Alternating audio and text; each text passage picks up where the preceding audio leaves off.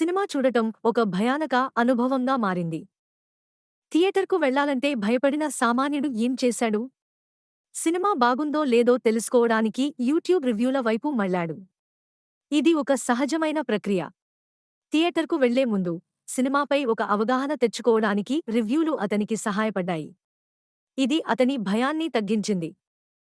రివ్యూలు కేవలం సమాచారం మాత్రమే కాదు, సామాన్యుడికి సినిమా ప్రపంచంతో ఉన్న ఏకైక అనుసంధానం.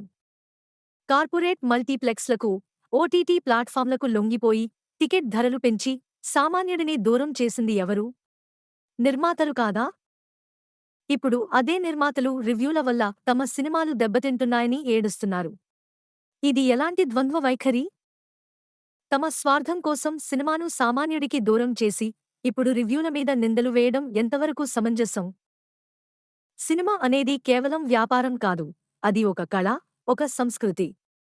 సామాన్యుడికి అందుబాటులో లేని సినిమాకు భవిష్యత్తు ఉంటుందా? నిర్మాతలు తమ తప్పులను సరిదిద్దుకోవాలి. సినిమాను మళ్లీ సామాన్యుడికి చేరువ చేయాలి. లేకపోతే సినిమా పరిశ్రమ తన ఆత్మను కోల్పోతుంది. ఈ పరిస్థితిపై మనం ప్రశ్నించాలి. సినిమాను సామాన్యుడికి తిరిగి ఇవ్వాలని డిమాండ్ చేయాలి.